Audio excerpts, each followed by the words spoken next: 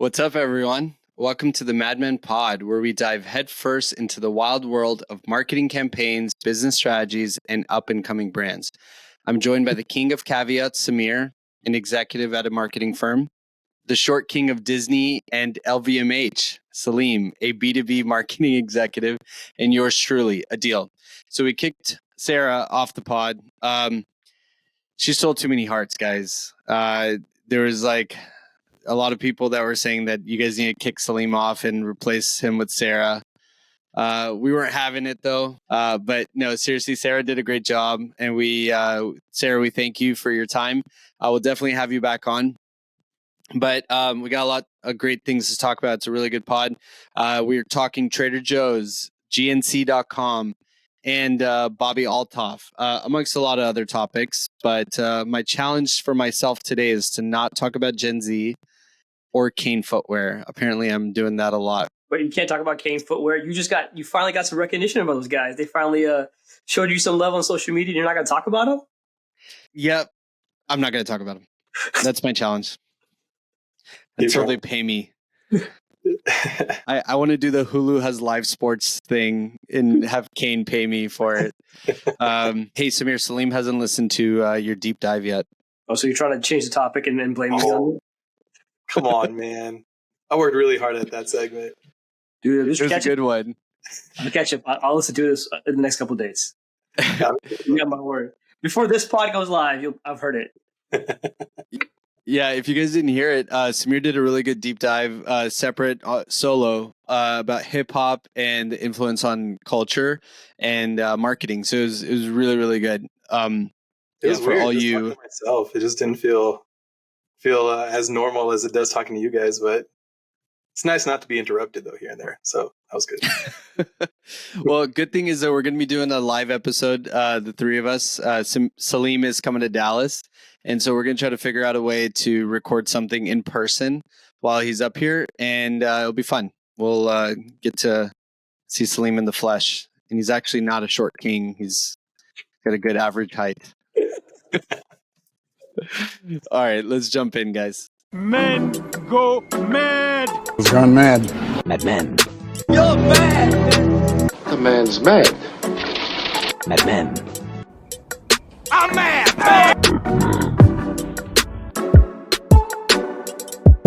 If you're new here, this is our Duds and Studs segment where we debate ads, campaigns, and business strategies. We give you our takes and share if we think it's a dud or stud. Today we are starting with Trader Joe's. Self-checkout has swept the retail industry over the past few years, fueled by demand for quick, contactless shopping trips. In grocery, it is now the dominant mode of checkout, but Trader Joe's has doubled down against it. They stated that they have no plans to equip stores with self-checkout stations. They believe in the power of the people and that the human experience as a valuable element of their customer service proposition. So all in all, we know you guys, we've all shopped at Trader Joe's. Is this a dud or stud move? Look, I think this is a stud move. You've got to differentiate yourself in this grocery space, retail space. And we keep talking about retail experiences on the show. And you've got to make an experience for the people that come in. And part of that is people, right? Understanding, hey, how did you have a good day? Talk to somebody, say hello.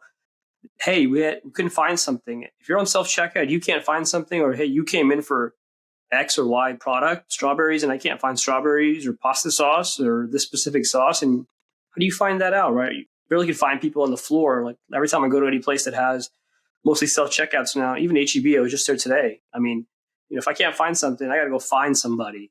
And the only time I actually find them isn't checkout, right? So if I'm not in regular checkout and there's nobody there, then it's an experience that people lose out on. So I think this is a stud move by Trader Joe's, and I think it'll pay out tenfold. I don't know. I think one of the most important critical elements of retail is operations. So when you're boldly coming out against the use of technology to assist in operations, just sounds like a bad move. I get the notion of wanting to protect the human contribution to the shopping experience, but people are expensive, they're inefficient, and they come with a huge margin for error. As a retailer, I think Trader Joe's should care a lot more about finding efficiencies. It doesn't have to be people or machines. machines can create better shopping experiences too, which is why self-checkout works in literally every retail format. I shopped at a Uniqlo recently, a basics apparel brand, and you literally just put all your items into the checkout scale and they all automatically ring up on the checkout machine.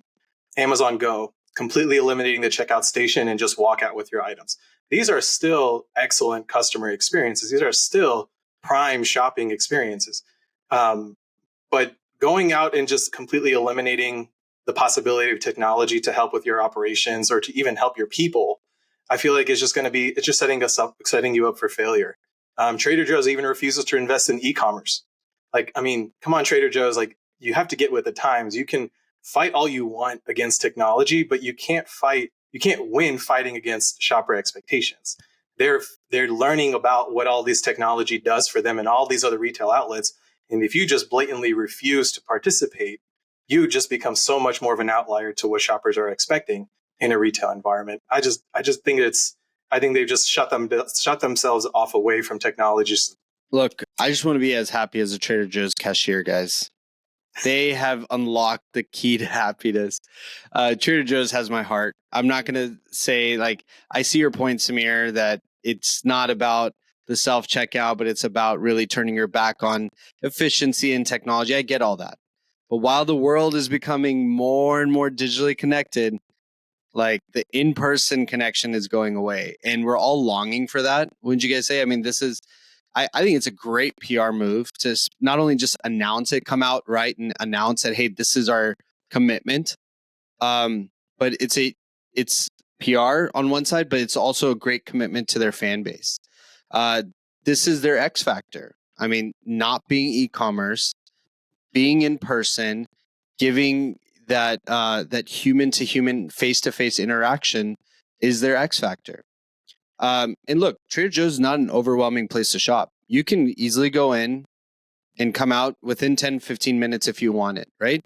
But the cherry on top is the face-to-face time you get with the cashier. It's a nice dopamine hit. That's honestly how I see it. I mean, it's clearly working. I was looking at it, their locations average like 23 million per location.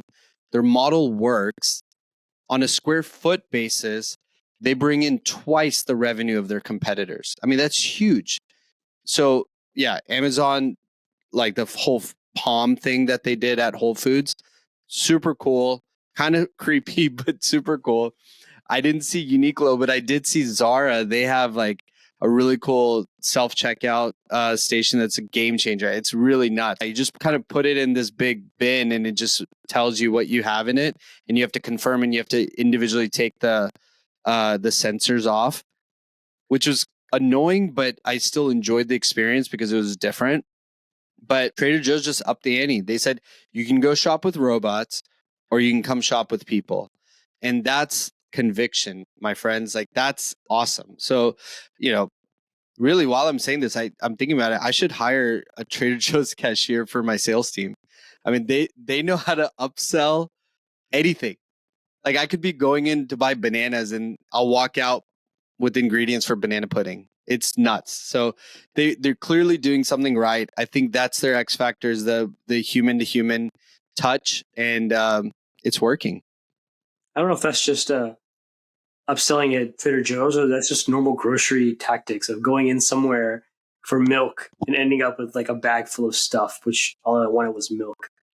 No, but the cashier will say, hey, if you're buying bananas, they'll say, hey, you know what I just made the other day? It was banana pudding, and I used these wafer cookies that we have, and I used this mix and whatever. And they'll suggest other items that they have there. So the product knowledge they have is phenomenal. And have you guys ever talked to someone that works at Trader Joe's about like if they enjoy working there? No. Not a question. Okay. Yeah, so only reason I did this is because I ran into a friend. He's now a manager at a Trader Joe's, and I was kind of shocked to see him there. I was like, hey, like, you're working here now? And nothing against that, but I was just shocked because he was like in hotel business and everything. But he was so proud to be working there. And not only that, but was raving about all the benefits and how much he enjoys it, and like that he feels like, this is his place now. And he's been there for like 4 years now. So they're doing something to retain people. Like, does Kroger have people that have been there for more than 5 years? And I doubt it. But this guy is loving being at Trader Joe's, and he has, a bachelor's degree, and he was killing it in his field before. But he's loving working at Trader Joe's, so something's working there, and that's my whole point. There's something to be said about companies that really focus on the people, right? You talk about Trader Joe's that way. I remember in business school, we looked at a case study for Mod Pizza, and that was what Mod Pizza's model was, is build a restaurant around the people that work there, right? That culture, that type of people, they bring in the community that's there, right? So if you hire the people that are there, that are part of that community, if they're happy, then they bring in the community with them, and the community tags along to that business. And I think that might be the similar model that Trader Joe's is looking at.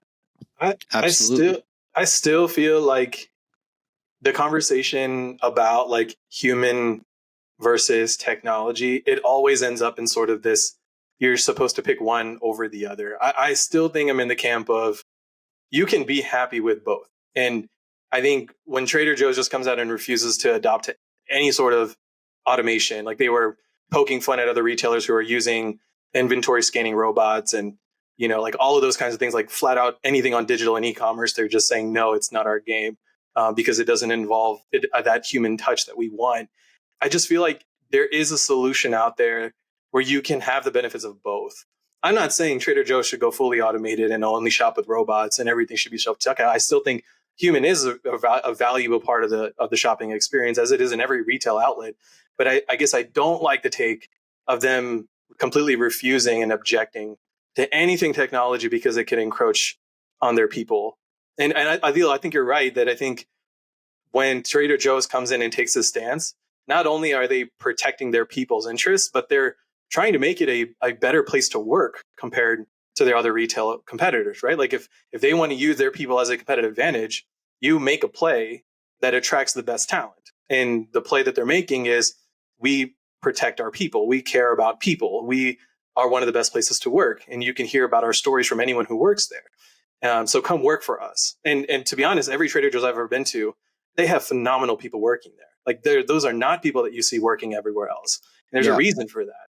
I just don't think that it has to be one or the other. I still think that machines in some form or another is beneficial to look into. You're a retailer. Operations is super critical. Like I still think that some level of technology is good, and just shutting it off completely is bad. Look, they are innovating, but they're keeping their innovation to the food offerings. I don't know if you guys notice, like Trader Joe's is usually the first to adopt to any kind of trend in food. When cheese boards were becoming a thing, they were the first to do it, and they did it really well. And who's to say? I mean, they're probably introducing technology on the back end, right? I mean, they're probably, from their logistics and stuff, they're probably doing a lot of automation there. They just, I truly think that they want to make this more of their personality. It's like, hey, you'll always have someone to talk to at Trader Joe's. And I think it's a beautiful thing. All right, I'll take us into our next dud or stud. Guys, did you know that GNC is not GNC.com? So I'm a fitness guy, always buying protein and creatine and pre-workouts and stuff like that. So, I get this email that says, hey, GNC.com, buy 2, get 1 free. Build my cart. And then I'm like, I'll just go into the store and get it. It's right here. I go to the store and they don't even have that offer. They're like, oh, we're a franchise store. We can't offer that offer. I'm like, okay. And then the same product was like $10 more. So this, idea of keeping these .coms e-commerce separate. I've had a similar issue where I go to like Target.com and I see a different price, and I go to the store and I see a different price. But what's with the inconsistencies in e-commerce, specifically in GNC? That was huge. Is that a dud move or a stud move for GNC to kind of keep the online guys different from the store level? What do you guys think? I think total dud move. I mean, it's a broken experience. If let's say Coca-Cola was to do a commercial for, hey, we're doing $1.20 ounce anywhere you go, it's not that the retailer they get a kickback from Coca-Cola to offer that promotion, right? So if GNC.com has a promotion, that should be synonymous with every franchise store out there as well. they should be able to offer that same deal to their customers. And not only should be able to offer, they should offer it. Look, we're at the peak of omni-channel retail. Like, bridging the gap from brick and mortar to e-commerce is so essential to compete. It's absolutely vital to make it happen. So the way I see it is, if you're buying supplements and you said you're buying protein or whatever, vitamins, and it's usually for refill purposes, right? You're buying it to get another round of it. And if you're to drive past the GNC and you know you're running out, wouldn't you want to go in and get the same thing at the same price they're used to paying? In fact, if they really wanted to be smarter about it, they should figure out a way where, when you are buying it in store, and not only did you get educated by the product from the associates working there and stuff, they should create a QR code at the listing of that product on the shelf saying subscribe to get monthly deliveries at your doorstep, right? So that's how you bridge the brick and mortar experience with the e-commerce experience, and you create that reoccurring revenue. I think in total dead. Yeah, I mean, broken experiences are never good. I still remember, a lot of the major retailers that did used to function with .com and physical stores as separate entities finally started consolidating, and that's when the magic of omnichannel started happening, right? You started being able to leverage your store warehouses for your distribution of your online sales, or that's where buy online, pick up in store kind of completely shot up. And then COVID just completely carried that momentum and just accelerated that even further. I'm going to take a play out of Adil's book and take a step back, because I think it's important to note that different retail formats are meant to serve different type of shoppers and different needs. Online stores have different marketing goals from physical stores. There's different costs to run an online promotion versus in store, and there are different shopper expectations. I think, Adil, you're right that when you're buying from a brand, you expect consistency. But in most industries, online shoppers are more valuable than physical shoppers. Why? Because there is that data element where a brand can capitalize on. You can use email, CRM, loyalty, personalized offers. The magic of data that brings from digital shopping and having an account, and being able to leverage a lot of that for those increased purchase trips and increased basket sizes with online shopping. At the end of the day, e-commerce is a convenience, and convenience comes at a cost. And it seems like that's what Salim had experienced when he was shopping for his swole supplies. And I think I ought to ask Uber Eats to prove this completely, that you are paying more when you want something delivered. And Uber Eats took home $11 billion in sales last year because of the convenience it brings. So I think you're right. And I think there's still going to be an expectation that shoppers have of buying from you in store or online. It should be the same. My experience should be seamless. But I also understand that e-commerce is an added convenience. And if there is an expectation to pay more, I don't think that it's too far out there. I think people have accepted that convenience is supposed to be a premium, and a lot of people are willing to pay it. Look, y'all make good points, and I think, look, I guess it's different clienteles, and I agree with that statement, right? And look, I used to work on the Subway restaurants for a very long time, right? I was a Subway franchise owner. I sat on the FAF board.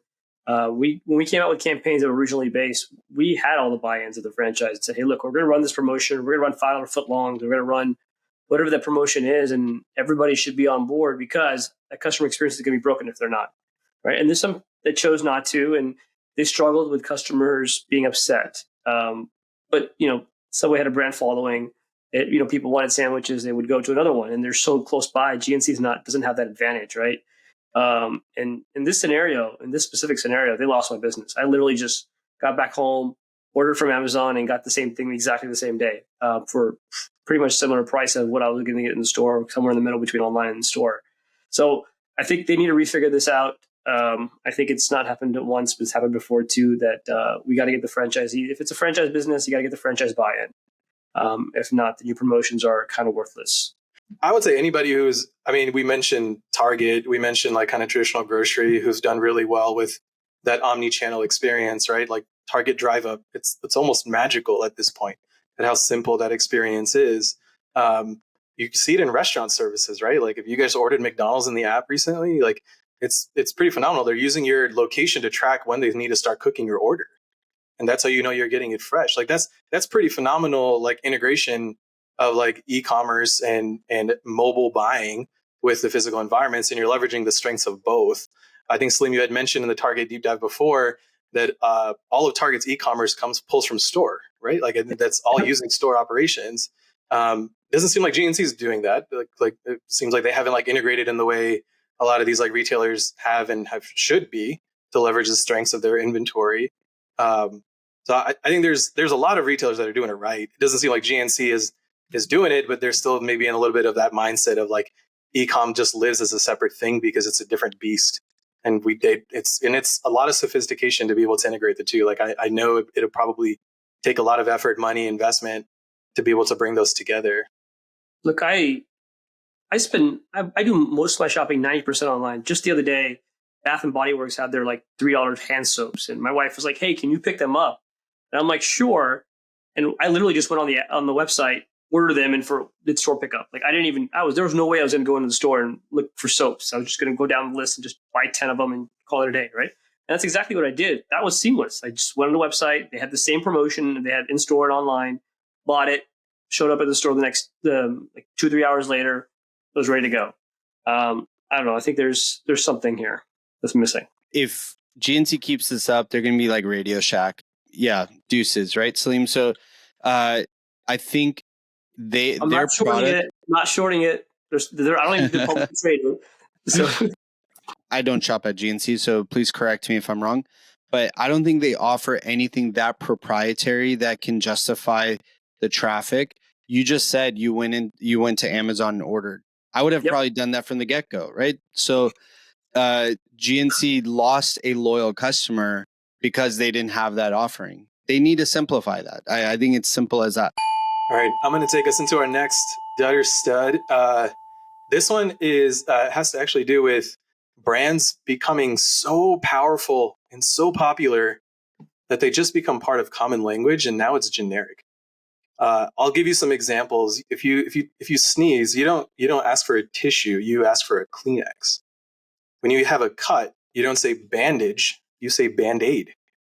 And when you're searching for something online, you're not searching, you're Googling it.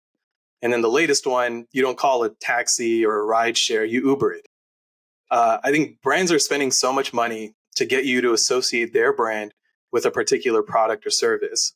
But is it always a good thing when this happens? What do you guys think, Dud or Stud? So I'll split on this one, right? So look, there is something to say about becoming that evolution of the brand, right? You always start off with like, the brand and what it does, like Apple computers, like Apple computers, right? Then you become just, hey, Apple. And then you become a logo, just, hey, you could be an Apple logo and people know exactly what that is, right? You don't have to say the name. You don't have to tell what it does. You become synonymous with the name or the logo. At some point, you do become synonymous with whatever that product is. Now, the challenge in that and what you're saying with Uber is, so the challenge in that and what you're saying is you're stuck in this box now, right? You're stuck in this box and saying, hey, you could only do this. Kleenex can only do tissues.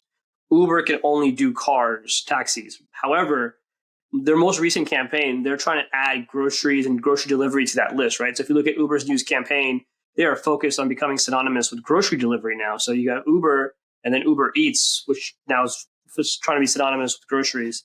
So I think you get stuck in this box if you go down this route. So it's dud-ish to me. Move when that company goes like this, you are stuck. But then there's something to be said about owning market share and being, hey, it's now you're the market leader and the next guy over Lyft trying to compete with you or whoever. I don't even know who is the second guy out of Kleenex, like Kleenex, and who's the next one? Puffs. See what I mean? Half the time you're probably using a Puffs if you don't even realize it, but you're just calling it Kleenex. I think it's a stud. Isn't this the holy grail? I mean, if you are building a product and you come up with the name for it and it becomes so synonymous with language, look, chapstick, crockpot, zipper, Lego, Q-tip, Tupperware. I mean, when your product name becomes a noun, you've hit it. All right. And I get it. Like eventually trademark law can't be applied because it's part of common language. But if you've done such a good job to corner a market and corner a product offering that almost in a sense your name has made it into the noun itself, it's money, right? It's total money. Looking at this some more, like where trademarks couldn't be enforced anymore, it happened with Escalator. I didn't know that was a brand, but now that's a common law name. Flip phone, trampoline, thermos, aspirin, and teleprompter. So aspirin was Bayer, right? So they were called aspirin first, and then people just started referring to it, and then they had to create a brand for their offering. Honestly, let the world speak with your name. It's okay. I mean, it's a beautiful sound when they use your brand name to talk about the product itself. And, where's my Coke? But what is, like, I guess what about Twitter, right? So, Twitter just, they're trying to get rid of tweet, which was a synonymous name. It's in the freaking, I think, Wikipedia now. But, like, what do you say about that, right? How does that change? Now Twitter is no longer Twitter, and you still kind of refer it to as a tweet. Like, I don't know. I still call it a tweet, but do y'all call it Xing? What do y'all call it? Is that the same thing though? I mean, like the way I really see this, I guess Uber, yeah, like we were out Saturday night and my brother was like, "Hey, are you getting an Uber?" And I was like, "Yeah." He was using Lyft, but he called it an Uber. That's so funny. I wouldn't have even thought about that. I don't know. I really don't know. Like in that position, wouldn't you rather be Uber than Lyft? Yeah. These are good takes. I love this topic. And you guys make some really good points, right? I think the dud take on this is really fascinating to me because I feel like it's something that people don't necessarily think about. I think it's very easy for us to think of how amazing that you kind of reached that nirvana point when your brand is the name of the product that you sell. And you've essentially blocked out your competitors from taking any claim, right? That's what's happening with Uber and Lyft in that example or deal.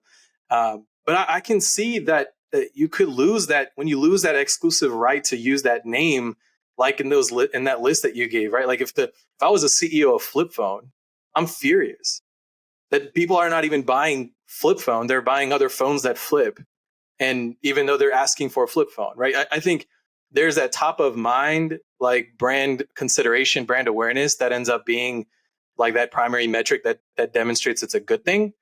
But I think when you're actually looking at choice, and now I'm choosing to get a Coke, but I'm actually okay because I'm settling for a Pepsi, even though I'm calling it Coke. I'm okay with settling for a Pepsi, right? I'm buying a chapstick, but I'm settling for any other option because it's the same product to me. That you just diluted the brand value just like that, and now it's confusing for consumers as well. And I think Salim, to your point about Uber Eats getting into the grocery delivery, this might be like fighting against that stigma. Like we don't want to just be known for rideshare, right? Like that's why they've went into all of Uber Eats, and now they want to become more like maybe they want to try to diversify to try to get out of that box. But I see brands win and make the argument for it to be a successful thing, and I get it. But I also see a lot of dilution that just really does kind of take a toll when it comes to consumers' choices. That I'm going to take an aspirin, I'm not actually taking an aspirin, and I'm okay with it. Like that's now what I call my medicine, right? So it's a great discussion, guys. I think that's a really fun topic. All of you guys out there, next time, like try to make note if you guys realize you call something by a brand instead of the product itself. I think you'll find it surprising how many times this happens. Before we jump back into the pod, let's have a quick chat about our friendly handshake agreement. Yes, it's that time of the week again where I remind you of our handshake agreement. Look, we're just three regular dudes who get a kick out of chatting about branding, marketing, and business strategies. We're stoked about your support in helping our podcast flourish. The fact that you're probably listening to me talk right now means that you're an avid listener and you like what we're doing. Not only do we have some awesome insights to dish out, but having you join in on the fun on all our platforms gives our spirits a major boost. So here's your challenge for the week. Can you share a video from our Instagram on your story? It would seriously make our day. Back to the pod. Let me take us into the brands to watch. I'm going to highlight Axe body spray. That's right, Axe. For all you millennial men out there, who might have a special place in your heart for Axe, from high school locker rooms, masking that musty smell when you come back sweating from PE class and go straight to algebra. But instead of evolving as a brand and growing up with us millennials, Axe is staying in their lane. And now they're appealing to Gen Z. I'm going to take it from you, Adil. I'm the one talking about Gen Z this time. Their latest campaign promotes their Fine Fragrance collection, which is Axe's lineup of affordable cologne options under $10. And the campaign's called Loan Forgiveness, spelled like loan, like at the end of cologne. And how it works is that you drop your Cash App tag on Axe's TikTok posts for a chance to win $150 to recoup your losses from that expensive cologne purchase. 100 people get to win. And this is just an awesome campaign. I think this just fits Gen Z to the T. Cash App is Gen Z's choice of digital cash. It's not Venmo or Zelle. The engagement is only on TikTok, where Gen Z spends more than 12 hours per week. They're using Lil Baby as the face of the campaign, who is Gen Z and resonates very well with Gen Z. And they're playing into this cultural phenomenon that is student loan forgiveness and saving yourself against high cost pressures, especially in fragrances. I never thought I'd be talking about Axe again, but here they are choosing a strategy to go after Gen Z instead of growing up with us millennials who they were born with. They're staying true to who they are, and they're doing it in a really creative way. I think it's a brand to watch. I feel like if it may not be us millennials watching them, I think it's something Gen Z is going to be watching. I feel like they have that brand personality that's going to be kind of really cool and disruptive and can do all these like weird, quirky things and play against culture. Definitely something that I'm glad to be back to watching again. I feel like Axe always had a very kind of unique persona out of all the brands that appeal to us millennials when we were younger. So I think this is really cool. I'm really excited to see Axe back again and doing some really fun stuff like this. Yeah, the Axe effect is alive and well, I guess. Yeah, I love that they went this angle rather than trying to go older and appeal to the quirky dad like Old Spice is doing. They definitely tried to stick with the young crowd. When we were in high school, that's what we were using, right? And so I love that they're doing this angle. So Samir, explain to me, how are they getting the word out? Because I totally want to steal this idea. It's all, from what I can tell, it's like all organically, and then they got a promo video with Lil Baby talking about it. That's I'm totally going to use this for my brand. I don't know if I'd call this cologne, but I'm curious to see if, A, would you replace your cologne with this? And again, I know I'm not Gen Z. Huh? $10. I don't think I've ever even seen cologne. I didn't even know it can get that cheap, to be honest. I don't know. Still considers deodorant body spray to me, but I don't know. What's really hot right now is those companies that offer dupes for like famous colognes, right? So they'll say Baccarat Rouge 540, whatever, and it's like it smells just like it. Don't pay the real price. They have the same challenge that we did when we were in high school, right? Or early college, that we didn't have money. We don't want to look broke, right? You're in the age of Instagram and you go on multiple Hinge dates a month and stuff. You can't look broke. And so part of that means that you got to invest in some dupes. And Axe is just saying, hey, you don't have to invest in a dupe. We offer a good cologne alternative. I love it. So Gen Zer, when did we start calling knockoffs dupes? Like, I've seen that. And where did this come from? Like, it's a knockoff is a knockoff. Salim's sounding really old these days. It's me hitting 40 around here. Yeah, a knockoff is a knockoff, yeah, but dupe is the friendlier word to say it. Is when you don't want to spend money on something, but you want the same thing, you call it a dupe. Is this part of the woke movement? Oh, good segue. So my brand to watch is actually more of a trend to watch. I'm gonna go out on a limb and say I think being woke is totally out. I think as brands and marketers, they're gonna slowly start stepping away from that, and we're gonna start seeing a huge trend of rugged masculinity, more of a blue collar mindset. Representing the salt of the earth people. Here's why. So music is usually a really good indicator for up and coming trends. And the number one song in the country right now is Oliver Anthony's Rich Men North of Richmond. So if you haven't heard it, highly recommend it. the rich men he's referring to are the politicians of DC. But in the song, he talks about the frustrations of many Americans. And there's a line in the song that I love that was so beautifully written, living in the new world with an old soul. And so it also reminded me of Jason Aldean's song that was, he's a very well-known country music artist. He also had a #1 hit this month, and the song is called Try That in a Small Town. Why am I talking about this? I think there's a growing sentiment that maybe the American dream is dead. And not that it's dead only in terms of aspirations, but I think the allure of living in America is slowly going away. And it's represented on both sides. It's not just a conservative ideal or a liberal ideal. I think there's just some frustrations. And can you blame it? Like, you go to a grocery store, it's super expensive now. Housing prices are skyrocketing. Millennials and Gen Zs cannot afford a house right now. Like, that's the first generation that is still dependent on their parents after 25, right? Interest rates keep going up. Pay hasn't increased in decades, and debt is growing. It's the average household has over $18,000 of debt. And then you go on Instagram and you see people going to Europe. Who wouldn't be pissed off, right? I mean, like, that is frustrating, right? And so I think this is like perfect cocktail that's happening of frustration and there's camaraderie happening around some of these thoughts. And I think it's going to tip the scales to a new trend. And that is, screw worrying about everything else. I need my money. I need to figure out a way to support my family, hell, support myself. You just feel like living in America is a drag right now. And that you have to worry about all these other political things when you really all you want to worry about is how you're going to better your own life. And so we talk about marketing, branding, and trends here and business strategies.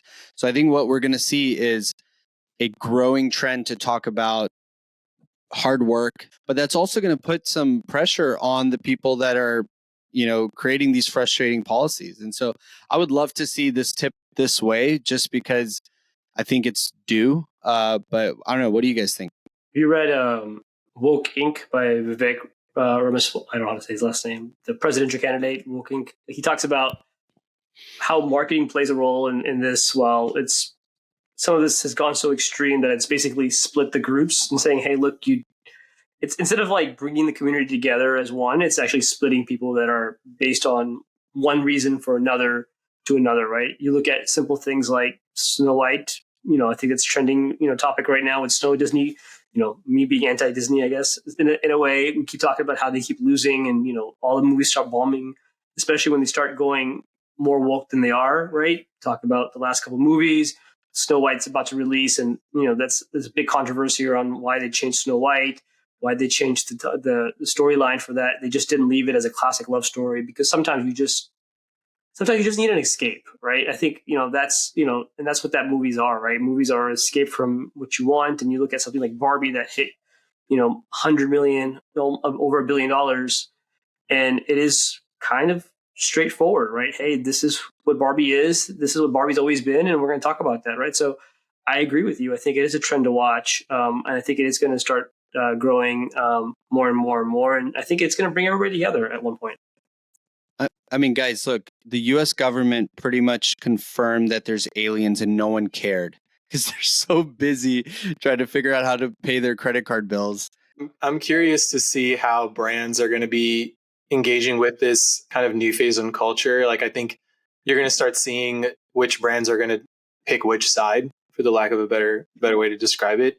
And I do think that it's going to create some more divide. I think a lot of this movement, while a lot of Americans are feeling this level of struggle, I think a lot of people are blaming it on different things. And I think when brands are going to start trying to find that consumer insight that is hidden and deep inside of this culture, just like every brand does across campaigns, right? If you guys remember, during the summer of Black Lives Matter, we saw a ton of brands participate in it. And the ones that didn't were notably made so, right? Like, they were called out for it.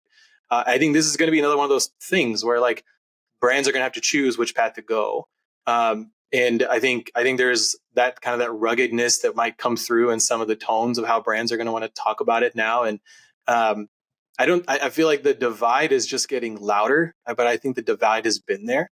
I think brands are just going to have to play a certain role in it, and consumers are going to react to it. So I think it's definitely something to watch. I think culturally, like as we evolve with what's happening in our current economy and our political situation, I think it's definitely something to watch because it's going to have a huge ripple effect, especially in the world of advertising and marketing, as we see brands start lining themselves up with which side of history they want to be on.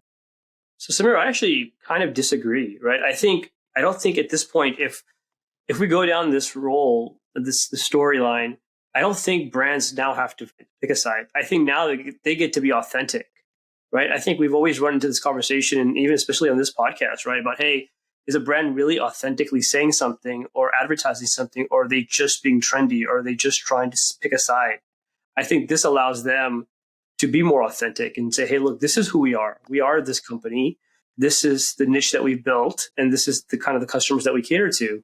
And this will allow them to kind of open up and say, hey, look at us. Here's who we are. This is really who, Coke is. Here's who really Nike is. This is who Apple really is, who Disney really is, right? I think this gives us an opportunity to be authentic more than anything else. I would say that authentic doesn't mean being neutral, though.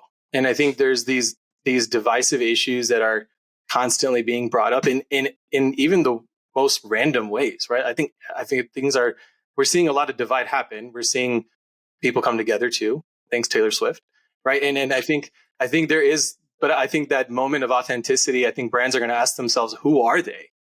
And I think that is what's going to end up kind of prompting the decisions of how they decide to go after certain markets and audiences and what they decide to say against certain issues. So I would say, I think authenticity is right. But I think brands are now going to ask themselves, and they're going to have to find the answer for themselves of who they want to be. I feel like before maybe the last 3-4 years, I don't think brands really had to ask themselves which side of history, which side of these divisive issues they needed to be on. Consumers were okay with them playing neutral. Now I don't think that's the case. I think consumers are expecting them to play a role and pick a side. Yeah, I think there's a deep dive here. I mean, I would love to hear Salim's brand to watch, but this is something that's a lot deeper to discuss for sure. So my brand to watch isn't really a brand; it's a person. So I'm trying to pick one. Adil, we're just learning from you today. We're all bouncing off of your ideas. But if you haven't heard the name Bobbi yet, well, you've clearly been living under a rock. Bobbi Althoff. She's a podcaster who started her podcast right before we did. But unlike us, she's had some special guests like Drake, Mark Cuban, Tyga. I mean, they're getting millions of views and listens. And look, she's been on social media for a while now, but with her own husband and her kids, talking a very dry humor. She's a comedian by choice. But her interview style is really dry, really awkward way of interviewing these people. And, Drake, she sat in the bed. Mark Cuban, she was sitting on the floor with him and just, hanging out. Barefoot. And she said, barefoot. I mean, the people are really enjoying it. But there is a lot of controversy, conspiracy theories, drama around her being, is she, how did she get so quickly, up? How did she get connected with these people? How all of a sudden is she, what is she going to stick around? Is it, is this her peak and everything goes downhill from here? So Bobbi is my brand to watch, and I'm curious to see where the Bobbi saga goes. I can't think of a single person that has gotten popular in the last, I'm going to say 2 years, that I will say will still be popular in another 2 years from now. Hell, I don't even know if Bobbi Althoff is going to be someone we're going to be talking about next year.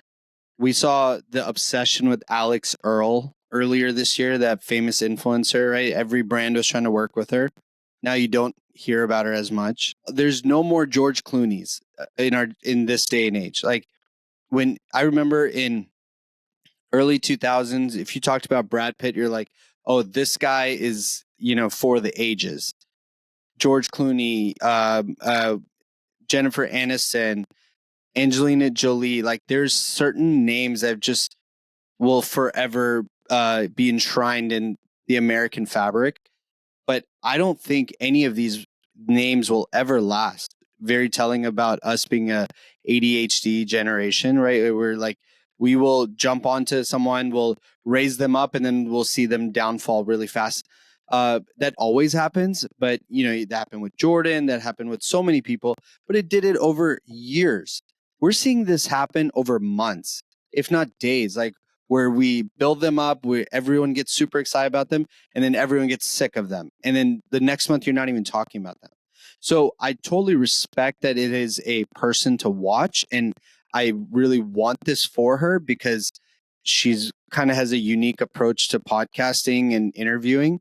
Really cool and dry, but funny, and it's good. But I don't think we're going to be talking about her again in a few months. And maybe I'll eat my words, but I really think that if I was to guess how we talk about any personality nowadays, is that they're popular today.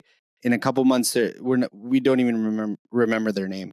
If we're talking about her later, it might be around the conspiracy and drama, maybe not about her like actual podcast product. But it's definitely interesting. I think the whole, doing something different than everyone else this is a great example, another good example of a success story in that. I think it's definitely fun. I think she's entertaining. I think people do enjoy it. I think the amount of talent that she's been able to draw for just being like that, I think is really fascinating.